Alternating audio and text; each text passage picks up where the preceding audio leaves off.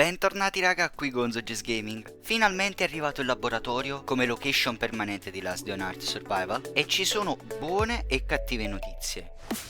Per accedere ai piani inferiori di questa zona dovremo attivare il bioreattore con i biomateriali per un totale di 400 punti. Ad esempio potresti usare 4 stack di carote. In realtà il modo migliore è usare le alghe che possiamo trovare all'isola morta, all'isola del faro o all'isola della cava di sabbia.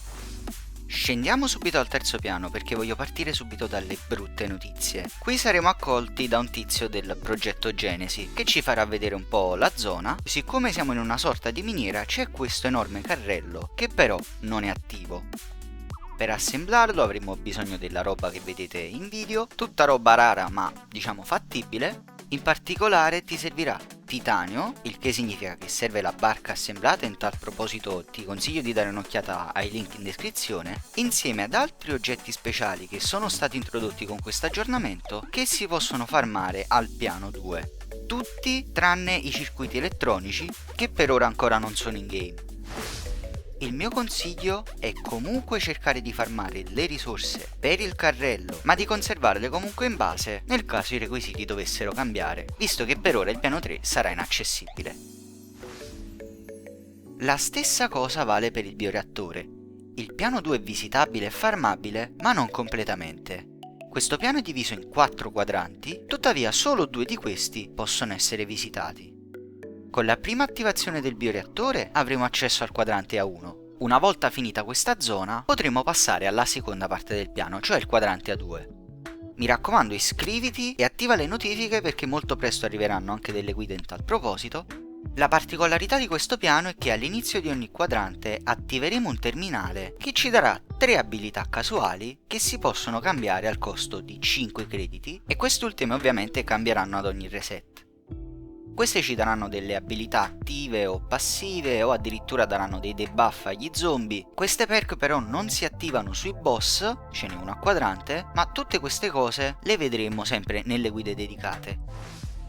Una volta che è finito il primo quadrante, che a differenza di quanto hanno fatto vedere molti si può fare economicamente anche usando il wall trick, dovremo nuovamente attivare la batteria del bioreattore prima di poter accedere al secondo quadrante. Proprio per questo se sei agli inizi o a metà del gioco ti consiglio di aspettare prima di migliorare il bioreattore, perché presumibilmente avendo 2 batterie dovrai attivare il reattore una sola volta in modo da poter accedere ad entrambi i quadranti e visti i costi secondo me potresti salvare i materiali per altre cose. Uccidere gli zombie qui però non servirà solo per i nuovi oggetti ma anche per ottenere i badge Genesi. Ad ogni reset potremo ottenere una cassa ogni 50 badge che contiene un loot non male che ti consiglio di conservare e che tra le altre cose contiene anche rianimatori, le nuove armi Genesi e tutta la roba che vedi in video.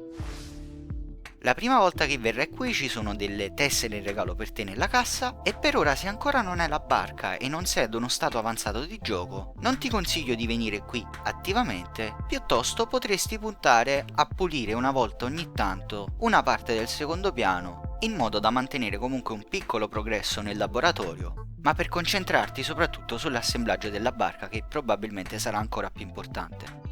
E ovviamente ti consiglio di iscriverti, attivare le notifiche, lasciare like. Se hai qualche domanda lascia un commento o visita mini Discord in descrizione. Qui Gonzo Just Gaming.